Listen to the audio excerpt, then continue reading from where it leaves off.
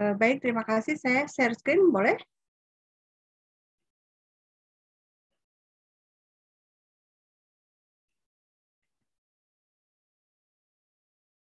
Apa terlihat? Terlihat dengan jelas. Oke, bismillahirrahmanirrahim. Assalamualaikum warahmatullahi wabarakatuh. Salam sejahtera, salam sehat buat kita semuanya. Saya ucapkan terima kasih banyak. Saya sekarang sudah diundang dalam acara ini. Salam kenal buat teman-teman semua yang belum kenal. Saya seperti yang sudah ditugaskan oleh ini ya panitia, Bang Uda ini berarti ya, Uda Reski ya. Ya, saya akan bicara soal geopolitik ya. Langsung saja, geopolitik itu apa sebenarnya? Ya, geopolitik adalah analisis yang memandang bahwa faktor-faktor geografis menjadi landasan dari hubungan internasional dan menjadi pemandu bagi interaksi politik antar negara.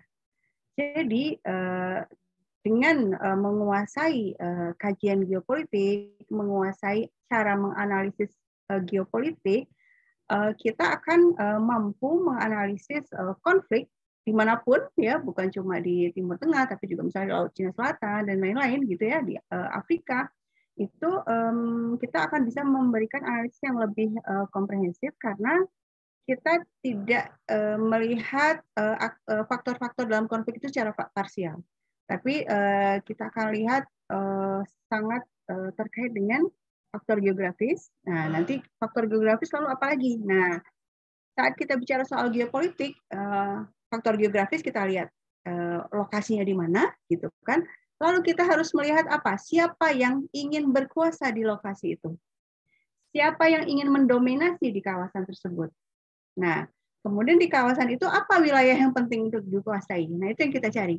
Kemudian kita juga cari juga aliansi antar negara-negara di kawasan itu seperti apa. Siapa yang berteman dengan siapa, siapa yang bermusuhan dengan siapa. Nah, itu yang kita bicarakan.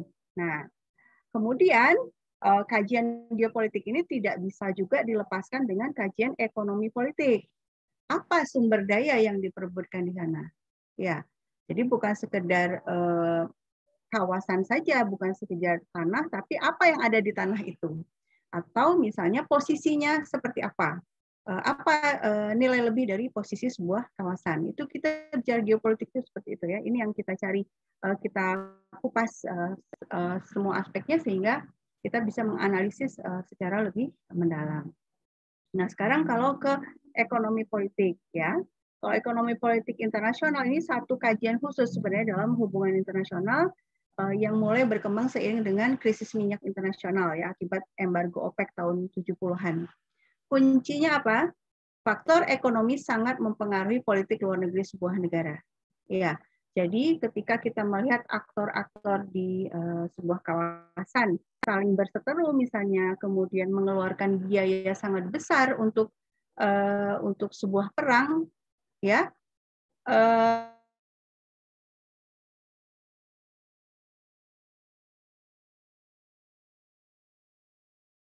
Apa kok Saudi membombardir Yaman? Oh, itu karena ideologinya berbeda. Enggak ya. Ideologi itu mungkin ada, tapi lokasinya itu atau pemetanya itu bukan di akar masalahnya gitu. Kalau kita bicara dengan kacamata ekonomi politik internasional, kita akan lihat faktor ekonominya, bukan faktor ideologinya, ya. Nah, kemudian ekonomi politik ini adalah sekumpulan problem atau masalah yang tidak bisa dianalisis hanya dari aspek ekonomi saja atau politik saja, harus keduanya. Jadi asumsi dasar dalam kajian ekonomi politik adalah ekonomi itu selalu berjalin berkelindan dengan politik ya. Jadi ekonomi tanpa politik nggak jalan, politik tanpa ekonomi nggak jalan. Nah, itu ekonomi politik. Jadi antara geopolitik dan ekonomi politik itu dua kajian yang saling melengkapi. Ya. Kemudian kita bisa perhatikan misalnya ini untuk kasus Timur Tengah ya. Inggris, Prancis, Amerika itu pendukung Israel.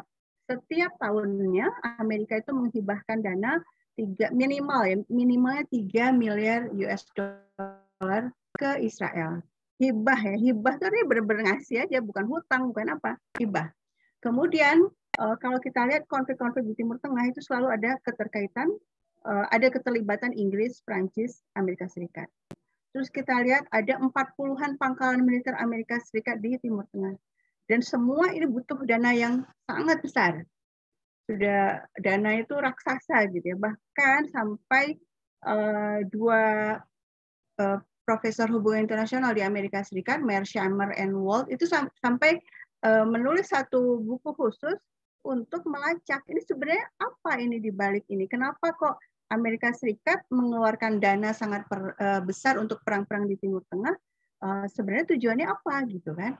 Karena sangat bertentangan dengan kepentingan nasionalnya Amerika.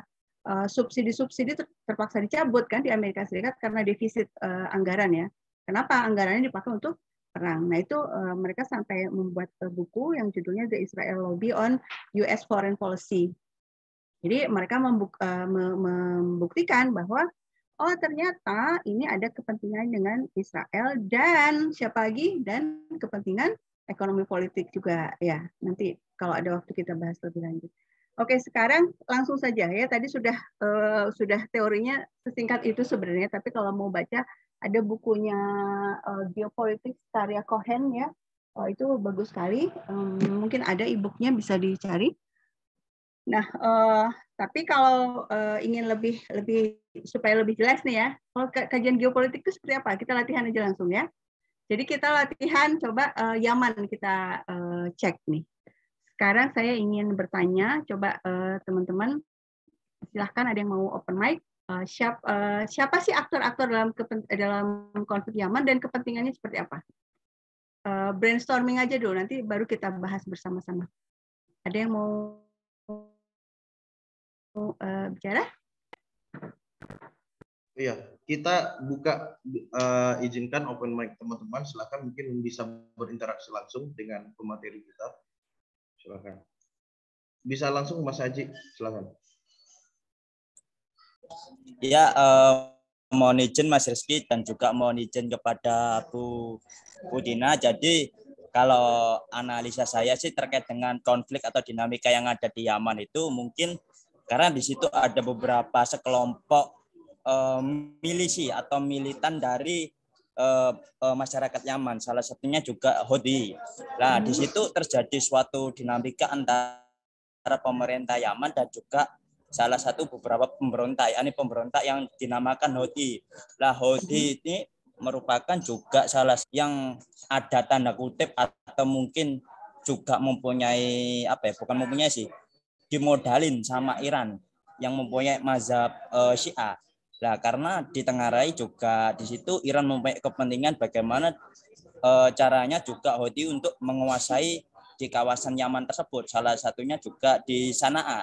Sana'a juga merupakan salah satu ibu kota yang ada di Yaman. Nah, ini kan juga Arab Saudi juga ikut turun serta dalam membantu menjadi pemodal dalam konflik antara pemerintah Yaman dan juga pemberontak atau milisi yang bernama Houthi. Ya mungkin kalau dalam perspektif Arab Saudi bahwasanya Houthi ini juga salah satu kelompok teroris.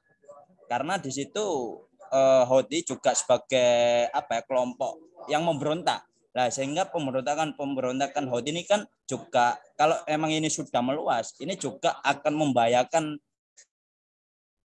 sebagai negara kerajaan. Nah, karena di situ diketahui bahwasanya Yaman itu di selatannya Arab Saudi kalau secara geopolitik itu sih Bu. Jadi mungkin kalau secara umum jadi ya ada terjadi proxy war, proxy war di negara Yaman. Ya, oke Bu, itu saja mungkin pandangan dari. Baik. Terima kasih Saudara Aji Cahyono.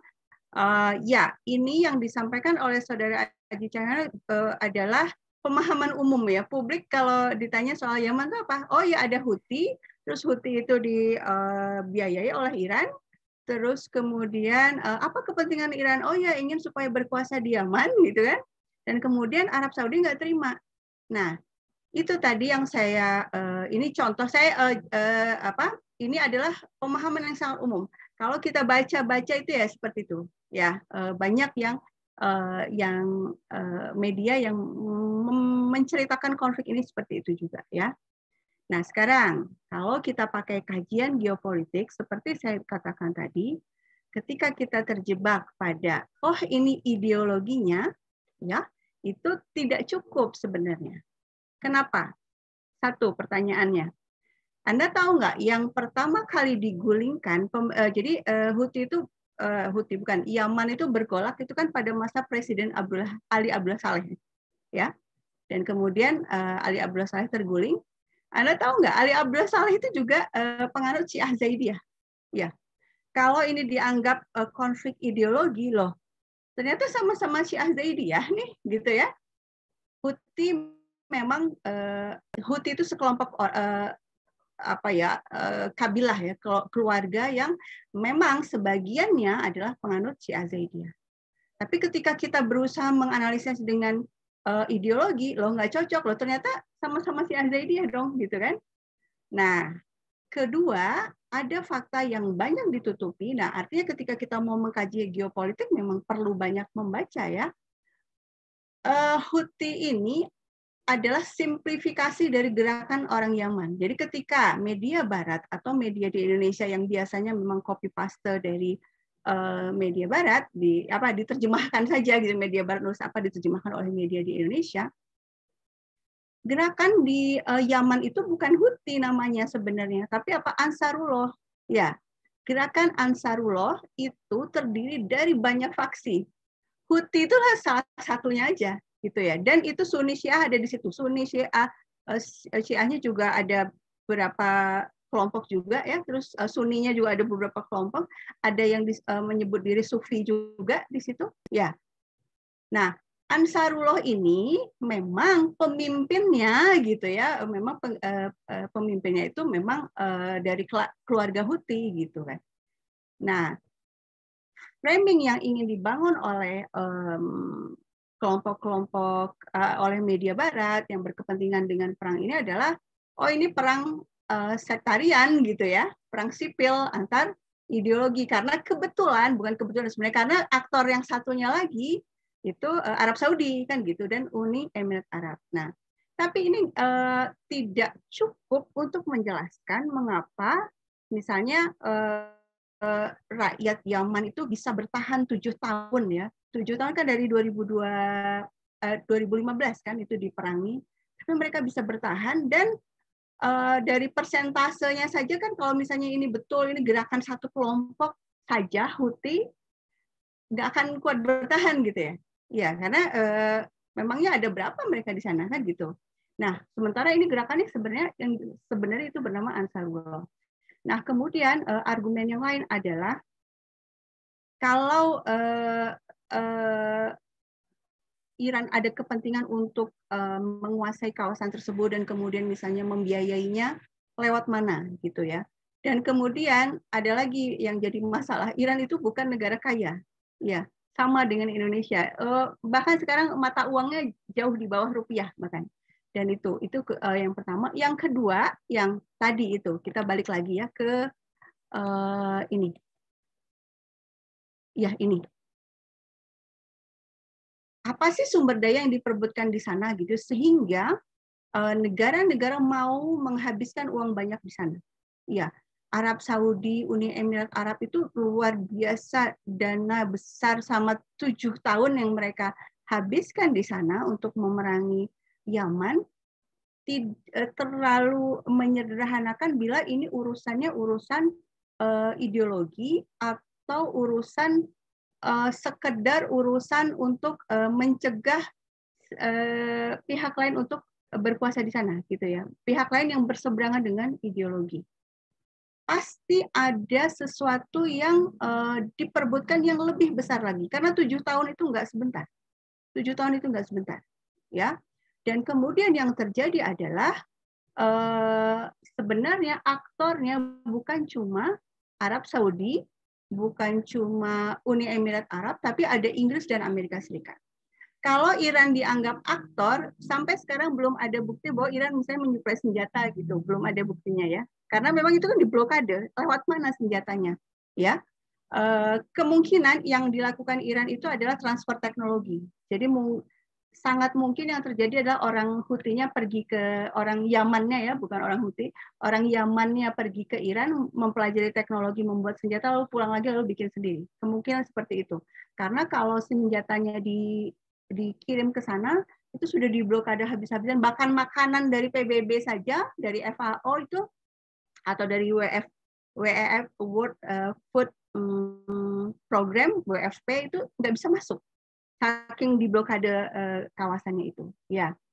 Nah, pada tahun 2015 ketika serangan dimulai oleh Arab Saudi, yang terjadi adalah Menteri Luar Negeri Arab Saudi Adel Al-Jubeir itu datang ke Amerika Serikat, ya, bulan Maret waktu itu, bertemu dengan Obama, dan keluar dari ruangan pertemuan setelah bertemu dengan Obama itu keluar, apa yang dilakukan oleh Menteri Luar Negeri itu jumpa pers dengan wartawan mengumumkan dimulainya serangan ke Yaman, ya.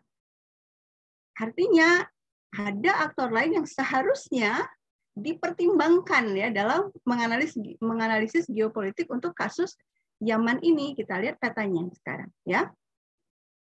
Nah, kemudian juga Menteri Luar Negeri Arab Saudi itu juga menyatakan dengan terus terang bahwa ada pejabat-pejabat Amerika Serikat dan Inggris di ruang kontrol komando kami, dan mereka tahu target-target yang kami serang di Yaman.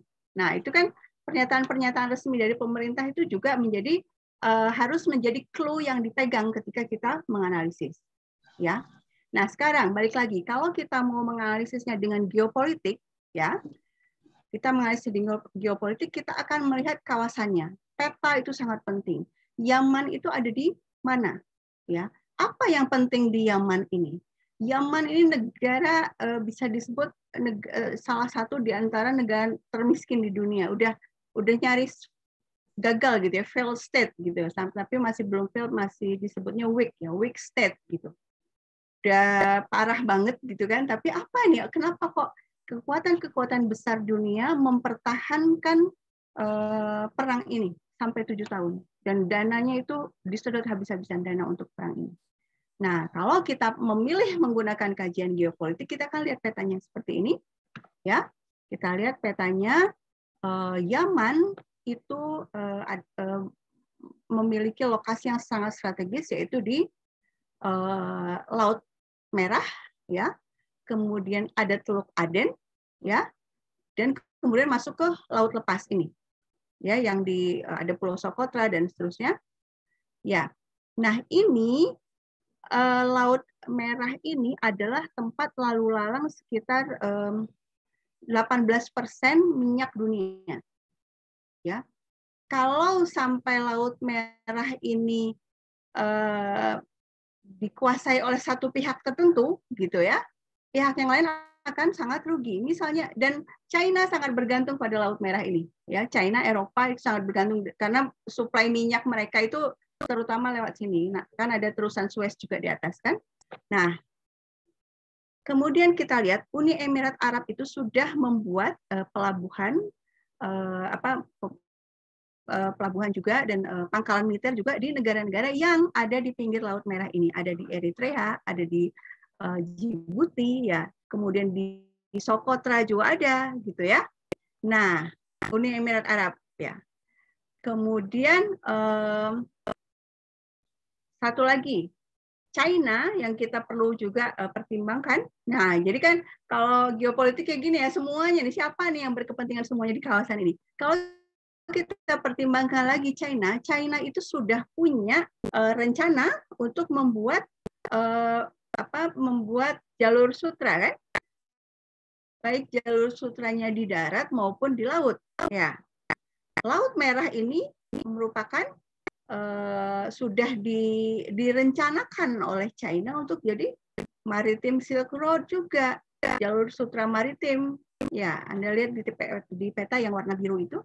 Ya, ketika Cina sudah bermain di sini, Amerika Serikat itu hampir pasti, dan itu juga memang dinyatakan secara terbuka oleh para petinggi Amerika Serikat, Cina itu, keberadaan Cina di berbagai kawasan itu selalu dianggap sebagai ancaman. Ya, termasuk di Laut Cina Selatan. Ya, kehadiran China di Laut Cina Selatan kan itu Amerika juga menganggapnya sebagai ancaman, dan bahkan Amerika kemudian mengatakan kepada pemerintah Indonesia jangan berhubungan dekat dengan China karena punya ini ideologi komunis. Anda Google aja, pernyataannya seperti itu. Ya, jadi kayak apa ya? Ya aneh aja gitu ya. Ini kan urusan ekonomi, urusan politik, tapi Amerika Serikat pejabatnya mengatakan kepada Indonesia, udah jangan deket-deket sama Cina, Cina itu komunis gitu ya. Ya, oke. Nah, kemudian artinya di sini ada dua kepentingan, dua kekuatan besar dunia yang sama-sama punya kepentingan di daerah ini ya.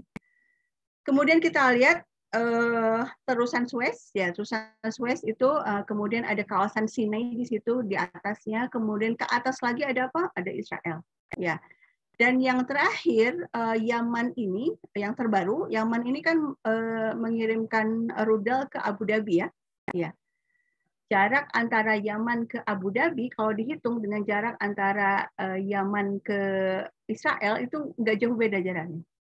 Jadi jarak jangkauan ininya, jangkauan rudalnya diperkirakan bisa juga sampai ke Israel.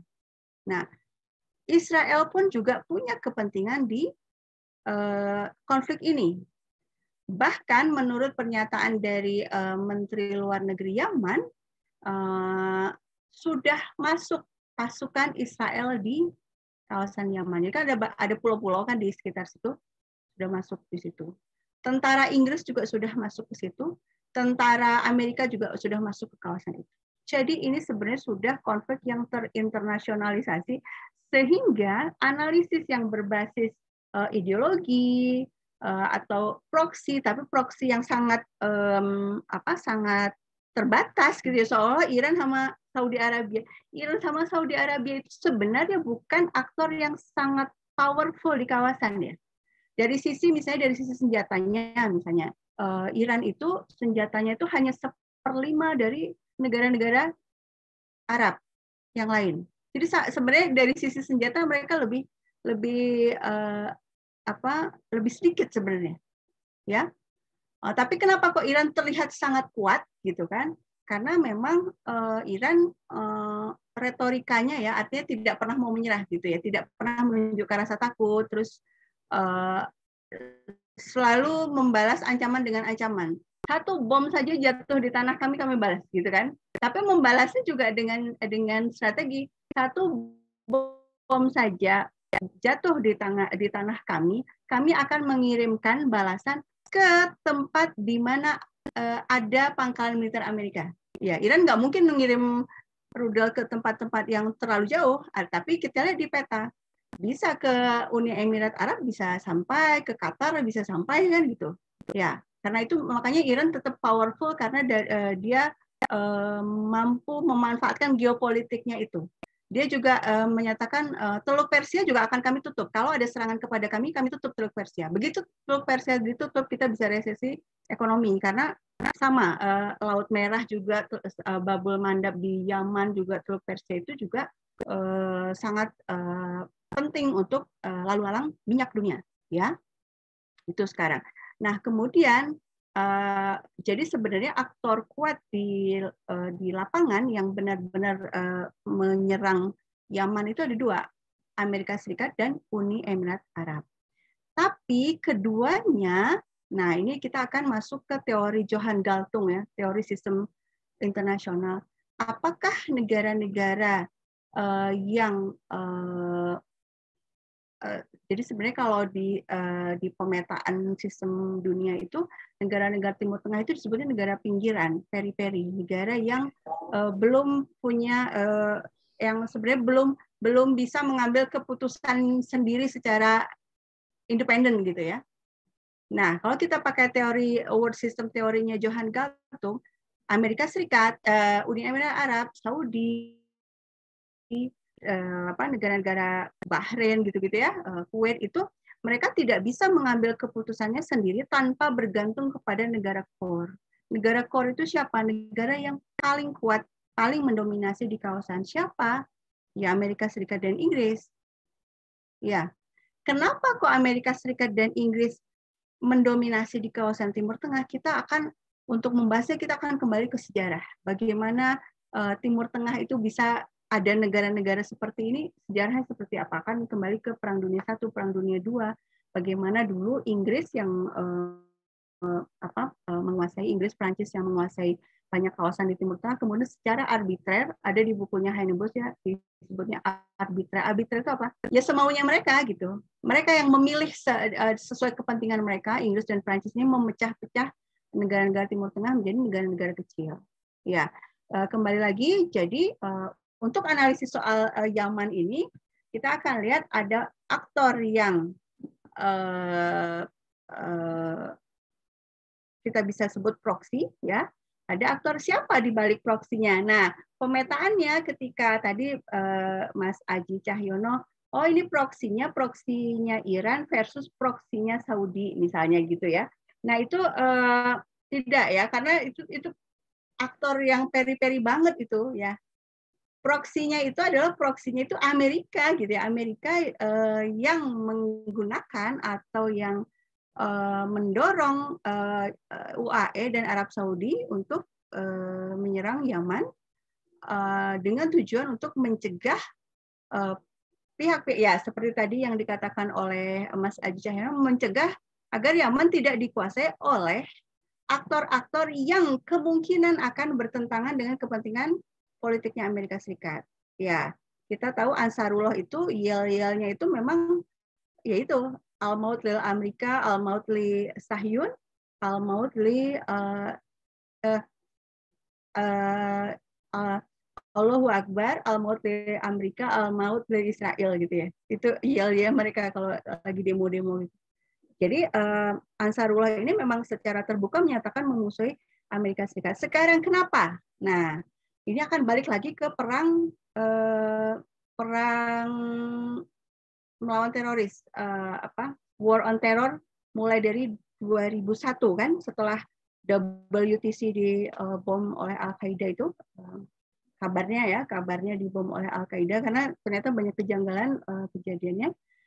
Nah itu kan Amerika Serikat melancarkan perang-perang melawan terorisme. Nah di masa Obama dia memberikan dana besar kepada Presiden Ali Abdullah Saleh untuk alasannya apa? Untuk memerangi Al-Qaeda di Yaman.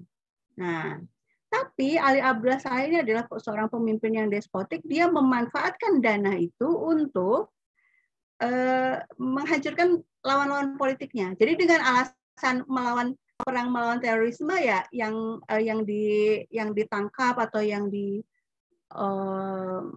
ditumpas itu justru lawan-lawan politiknya gitu.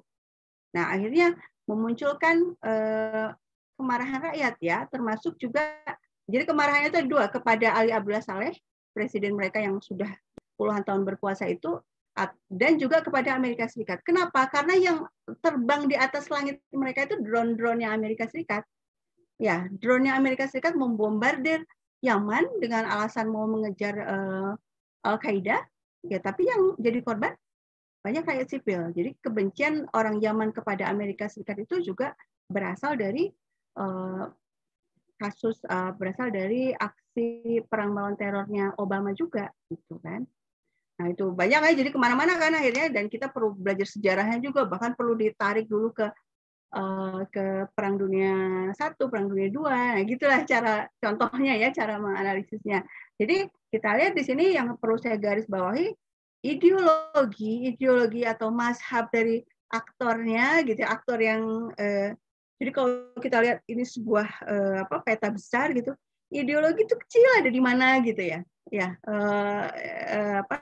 kita nggak kalau ditarik ke atas, oh ini gara-gara ideologi, gara-gara mazhab, itu tidak cocok analisisnya, terutama kalau kita memilih untuk menggunakan analisis geopolitik dan analisis ekonomi politik internasional, ya. Dan kemudian kita lihat yang terbaru, data terbaru Desember 2021. Padahal kan Joe Biden itu salah satu isi kampanyenya kan ingin menghentikan perang di Yaman ya, tapi malah akhirnya tetap jual senjata ke Yaman dan ke Arab Saudi, Dan Arab Saudi adalah negara pasar terbesarnya Amerika Serikat. Ya, jadi Amerika Serikat jual senjatanya terbanyak ke siapa? Ke Arab Saudi. Jadi ada kepentingan ekonomi juga di situ kan.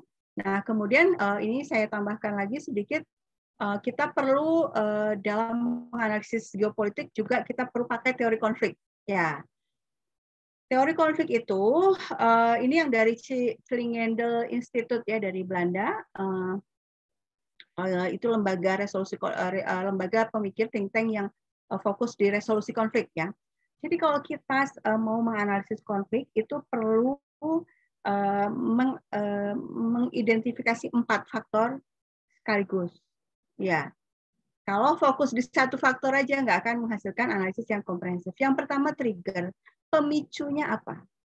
Sangat mungkin pemicunya memang agama. Ya, sangat mungkin. Di Indonesia juga pernah terjadi kan? Pemicunya agama, tapi ternyata kalau diteliti sampai ke belakang, oh ternyata di balik itu ada kepentingan politik lah, ada kepentingan ekonomi lah, gitulah maksudnya. Tapi pemicu awalnya yang membuat orang marah, membuat orang akhirnya angkat senjata, bisa jadi agama. Itu trigger. Kemudian yang kedua faktornya adalah akar. Ya, akar konfliknya apa? Nah, itu yang harus dicari. Kalau kita pakai geopolitik dan ekonomi politik global, dengan mudah kita cari pasti akarnya geopolitik, ada wilayah strategis di situ, dan yang kedua pasti ada kepentingan ekonomi di situ, gitu ya. Kalau biasanya udah otomatis sih. Kalau saya juga selama ini dan akhirnya terbukti ya. Artinya kita tidak main klaim, tapi kan kita ketika menganalisis tuh, oh kayaknya ekonomi deh. Pasti ini ada sesuatu hal yang ada uang big money nih di balik ini. Ketika dicari ketemu gitu kan. Nah, kemudian yang ketiga ada peran pemimpin atau mobilizing factor. Siapa nih yang yang ada di depan gitu. Nah, tadi Mas Aji ngomong soal Houthi ya. Bisa jadi itu dimasukkan Houthi karena memang realnya yang jadi pemimpin kan memang dari kelompok Houthi. Meskipun Ansarullah itu tidak bisa disebut Houthi, tapi Ansarullah itu ada kumpulan dari berbagai faksi. Houthi salah satunya, tapi pemimpinnya memang orang Houthi. Nah, peran pemimpin juga bisa dimasukkan ke sini, lalu bisa juga bukan cuma, dan karena aktornya banyak, berarti di sini mobilizing faktornya itu siapa? MBS misalnya di Arab Saudi, Muhammad bin Salman, ya kan dia yang berkeras sejak awal dan dia berkeras nggak mau hentikan perang meskipun udah berdarah-darah ini ekonominya Arab Saudi ya. Karena sudahlah harga minyak jatuh, terus juga COVID juga kan, haji umroh juga berhenti, tapi terus uang harus dikeluarkan untuk membiayai perang. Tapi itu kan ada keputusannya ada di tangan pemimpin ya kan. Nah, siapa? MBS misalnya. Berarti masukkan MBS di sini. Kemudian juga karena aktor kuat lainnya adalah Muhammad bin Zaid ya, MBZ yang dari UAE. Nah, itu juga bisa ditambahkan analisisnya. Apa kepentingannya di sana? Ya. Nah, kalau kita membahas Uni Emirat Arab, kita akan tahu bahwa kepentingan atau kebijakan luar negeri Uni Emirat Arab adalah sekarang diversifikasi ekonomi. Tidak lagi bergantung pada minyak, tapi berusaha menggeser pemasukannya dari sisi transportasi. Nah, transportasi berarti apa? Penting sekali menguasai kawasan ini kan. Ini kan kawasan lalu lalang minyak ini. Kalau Uni Emirat Arab misalnya punya